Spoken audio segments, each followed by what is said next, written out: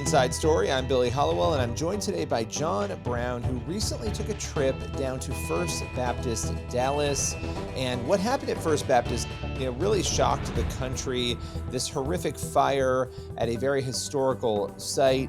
John, how's it going today? Good, Billy. How are you? I'm doing well. You went down, and it's really an interesting time because obviously so much is happening in the news politically. And this was a big story at First Baptist Dallas. What exactly happened? Well, I thought the story actually got kind of buried somewhat in the crazy news cycle last week because of all the crazy political stuff going on. But the historic old sanctuary of First Baptist Dallas, which is one of the largest Baptist churches in the U.S., it burned down completely.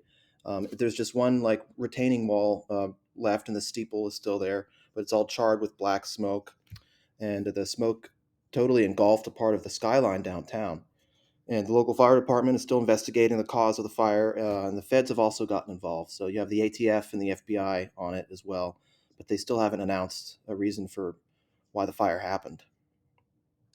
Usually in these cases, and you may not know, but from what you've seen, we often will see pretty quickly people will say, "Oh, it's expected to be an accidental, fire, or it was expected." They'll kind of say that pretty early on in a lot of instances. Have they said anything like that? Their assumption is that this was accidental, or have they not really just given any information? Well, that was obviously on people's minds. Dr. Jeffress, who's the pastor there, he's on Fox a lot, and they asked him, "Do you think this is because of your outspoken support for Donald Trump?" He's been one of Trump's biggest evangelical supporters, and he said he didn't seem to think so. But obviously, that is at the back of everyone's mind, especially what happened to Trump the other week. Um, and you also have had arson attacks on churches throughout the Western world in recent years. So I don't think that that should be ruled out. And it does disturb me that the authorities haven't been more forthcoming. Yeah, and it creates some of those questions, of course, of what in the world happened here, and it could be that they're just waiting for details. But again, usually that's a. I feel like in the stories I've covered, that's a pretty. When a house burns down, even they can say, okay, we assume we know what caused this. We're still investigating, but we expect it to be accidental. You mentioned obviously First Baptist Dallas is a huge church today, but this historic older sanctuary. What is the history of that part of the church? Where does it date back to? Well, the church itself was founded with 11 members in 1868, which was only a couple years older than or younger than Dallas itself. And it was the first Baptist church that was successfully established in Dallas. And now it's grown to be one of the largest Southern Baptist churches that there is. But the sanctuary that burned down was built in 1890, so it's more than 130 years old. It was a historic Victorian style red brick building, and the building I read cost about $90,000 to build at the time, which back then was a lot more money.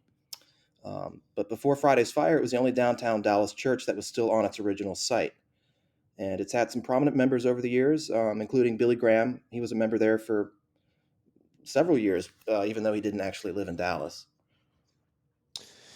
Yeah, it's obviously got this deep history, and so that adds to this story of what was lost. There's so much lost there, and I know that there are a lot of people grieving. You went down there. How were parishioners and church members reacting? The people that you spoke with. Well, they're devastated, understandably. I attended the service at the Dallas Convention Center last Sunday. About 3,000 people, they said, showed up. It was pretty emotional at times. Dr. Jeffress, he offered some comments about remembering how our faith teaches that life comes after death and joy comes after sorrow. But the most memorable moment for me, I think, was when everyone in the convention center they joined hands and raised them during the doxology at the end, and that was a really powerful moment.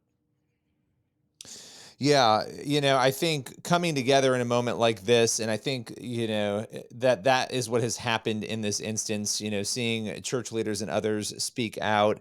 And, when tragedy hits, being able to rely in on the faith that people claim to hold dear. What were some of the physical things that you saw? I mean, you mentioned the retaining wall. What did you, obviously, when a building like that burns down, it's devastating to see. What did you observe with your eyes while you were there? Well, after the service at the convention center, I drove about 10 minutes to the site itself. I have been on their campus before.